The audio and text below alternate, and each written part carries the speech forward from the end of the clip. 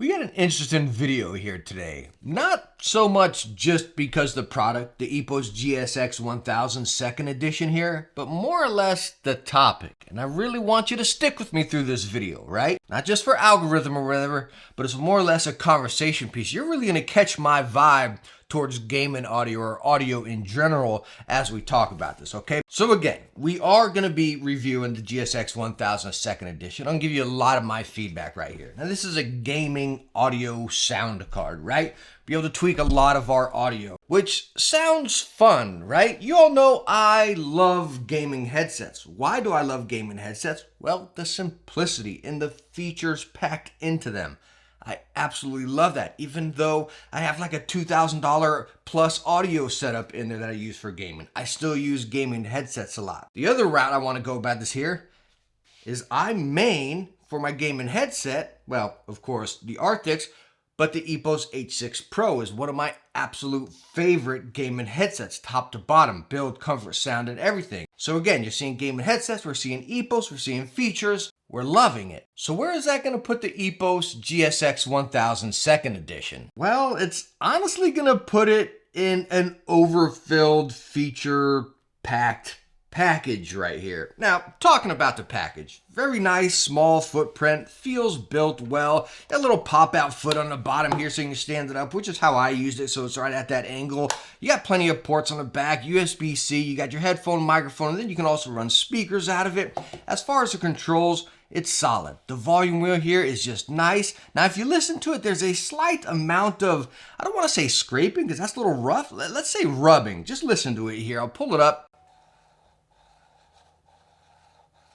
Not sure if you could hear that right there, but it's just, again, it's not a seamless roll through. You just kind of hear it rubbing something in there very mildly in the background, just kind of annoying. But again, it does feel premium across the board. These four lights you're seeing around it, you actually press right underneath them, bam, and it's go to a preset that you saved in there, as you see. And how you save is just go down here and actually hold that down for a few seconds and it'll save the preset you got. Talking about presets, let me pop over here to one of mine where I got everything set. We got the 7.1. Bam, you come down here, press it, you get 2.1. Come over here, you can actually put your sound in front of you or behind you. Okay, so just think about that right there. You got 7.1 going, then bam, you can put your sound in front of you, put your sound behind you. I always kept mine off. But again, you're seeing all the differences here. Up here, you got the little EQ set, music, movie, off, then you got your FPS. I usually preferred movie or music just for a balance. I hate the FPS one because it just brings out the highs, as we've seen in a lot of things. Up here, you have your microphone or your speakers, and then to your headphone up there. As you see, it takes with the other stuff whenever you go to speakers, bam, and then comes right back up there. Now, one thing I want to point out as we're going through this, just seeing, like whenever I switch over there to speakers, you see it takes a slight second to go through. That's just going headset to speakers there. Everything else is pretty much responsive right to the point as you're seeing. Now over here, this little squiggly line is reverb where you got 3 different levels of it here. It's absolutely just annoying. So you see you got it off right there, plus, and then the double plus right there. It's just a sound morphing thing that I don't like. Coming down here, you have your side tone, which you can press right there, none, a little bit more. Okay, so a lot of features on the front of it right there. Coming over to the side, you actually have your chat volume, which you can actually control here, which it sets as a different input. So you can control this separately in your game, so it'll turn any headset to be able to have that. So again, you're gonna have your side tone, and then you can set it over here to control your game to chat volume. It's easy to use, and it's packing a lot. Honestly, it's packing too much. Me personally, with any of my audio products, whether it be a SteelSeries headset, my audio setup, my EPOS H6, what I love about those products, and talking about my sound preference, is I love a good product that's plug and play and it's good to go. I don't jack with 7.1, don't mess with none of that reverb stuff, don't need my sound in front of me or behind me. A lot of that's just goofy tweaking.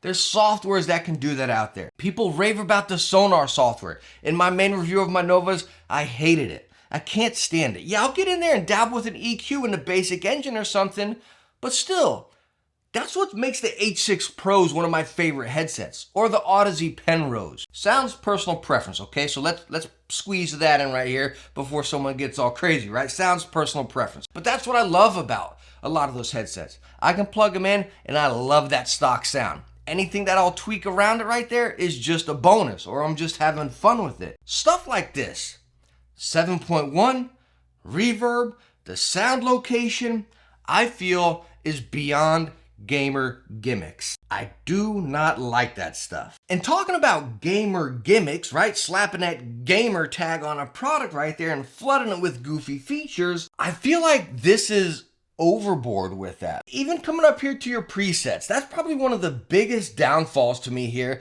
is the preset EQs. You can't get on there and save your own and save it to it. That would have probably fixed that, because a lot of these EQs were just gamer EQs. FPS is like that footstep mode in Turtle Beach where it just drops all the lows and pulls out the highs. It was ridiculous, right? The other ones were very full, a little bit more bass than I would prefer right there. You know, I couldn't get my smiley curve out of it. All right, so let's take a breather on the bashing of the GSX1000 second edition here. I want to talk about some things that I do like about it, and that is talking about the mic test. They did improve the microphone line within this right here, pushing it out. What you're hearing right now are my EPOS H6 Pros plugged right into my MacBook. Not plugged into this. Nothing's plugged into this. This is just a stock microphone. So again, we're going to talk about and see, does it sound better plugged into this right now? Again, right now, straight up stock 3.5 right into this. I'm going to unplug it, go into here, and we're going to see how that sounds. So now you're hearing the microphone plugged into the GSX1000 second edition. Does it sound any better?